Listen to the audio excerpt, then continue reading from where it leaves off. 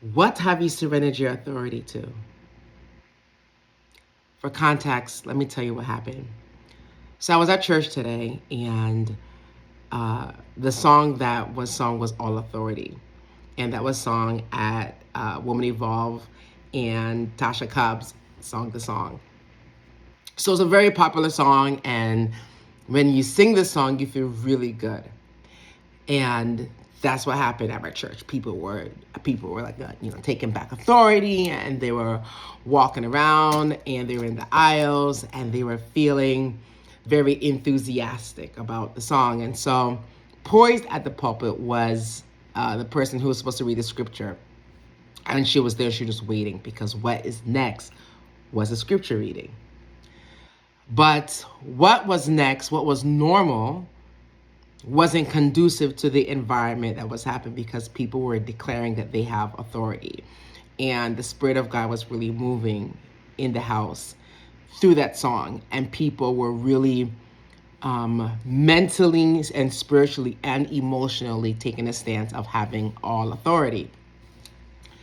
And what stuck out to me with that is many people are declaring that they're taking back what the enemy stole from them, and they're dismantling the lies that they once believed. And it dawned on me that when it comes to your career, you had to have known I was going to take it here. When it comes to your career, when it comes to your voice, I need you to ask yourself, who and what have you given your authority to? What authority? I'm talking about the authority that you have in your job, your authority that you have based on the knowledge and the skills and the abilities that you have, your authority, your voice, the essence of you, the power that you have, that God has given you.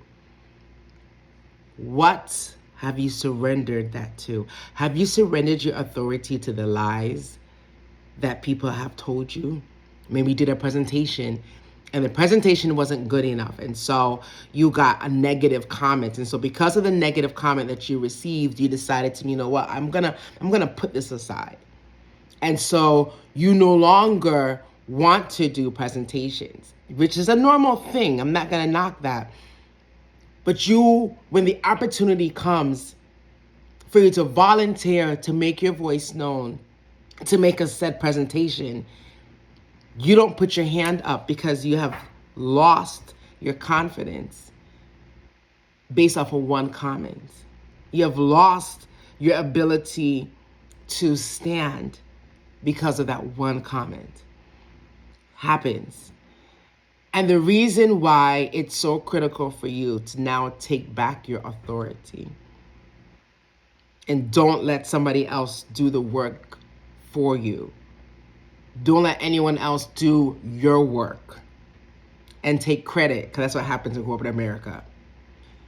The reason why it's critical is because you want that promotion. You want to go to that next level. And in order to go to that next level, in order to get that promotion, part of that is anchoring your authoritative voice.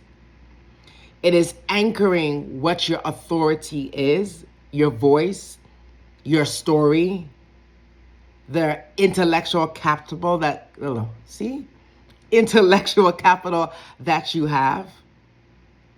That is something that you need to take back. There's a way to take that back, and I'll explain that in a different post. But I want to let you know that you have all authority. And it's time to take your authority in the workplace. It doesn't matter if you're an analyst. It doesn't matter if you're a specialist. I don't care if you're a coordinator. I don't care if you're a manager or SVP or whatever level you are in. There is an authority that you have surrendered to the naysayers. There is an authority that you have surrendered to negative experiences. There is authority that you have surrendered to self-doubt. No, your voice needs to be heard. And your voice needs to be heard now. And so I want you to take a time and step back. And I want you to think of three things. One, I want you to think of something that you love to do that comes easy to you every day at work. Like your coworkers, managers, people come to you and ask you to do that thing. Once you have that down, once you have the one thing, just one, that you excel at, the next thing I want you to do is to define how you represent that skill and that task recently and in multiple ways. So I can do this easily, all right. And how did you do it when you did it the most recently? Great. Can you do that thing multiple ways? Whatever it is. And my last thing I want you to do is think of how to explain it. Explain what you do. All right, I see it coming. You want an example. Say you do really good presentations. And I'm not talking about just giving the presentations. You're really good at summarizing details of something and putting it into a PowerPoint or Canva presentation. You're really good at it. And what takes a person a long time, even with AI, you're able to summarize what needs to be said the quickest. All right. Think about that. Think about how that makes you feel. Then the next thing that I want you to do is I want you to think of the last time you did that task. Was it yesterday? Was it earlier today? Was it last week? Was it last month? And I want you to think of how you've done that last thing, your presentation, how you have done it multiple times. I want you to think of the many different ways you have done that presentation, put it together.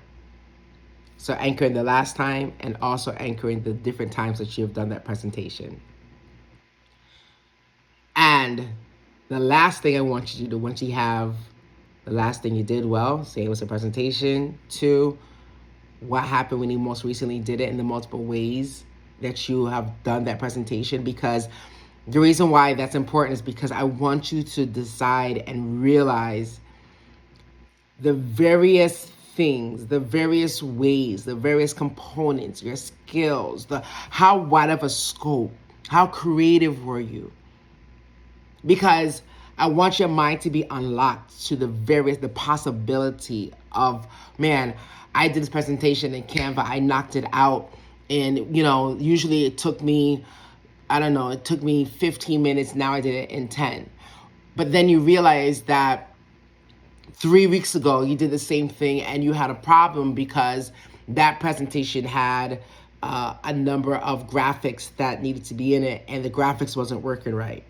But you found a way to get it done, right? So the reason why I said multiple ways is because I want you to think of the various ways you did that task, because you're gathering intel on how strong your capability is. And the third and final thing I want you to do is to give voice to it.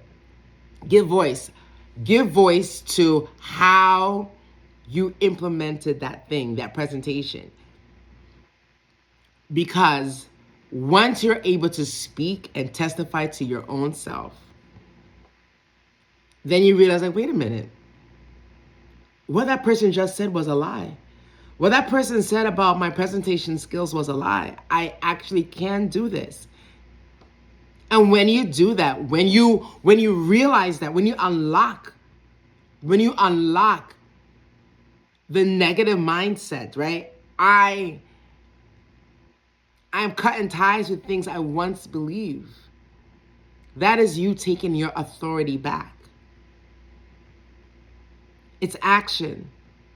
And so today, take back your authority. What that person said about you, about your skills, about your presentation, about whatever you did at work,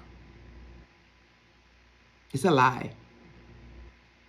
Take back your authority because you are a radiant woman and it's your time to shine. And if you're interested in learning more about my program, Radiant Authority, send me a message. Visit my website. Take care.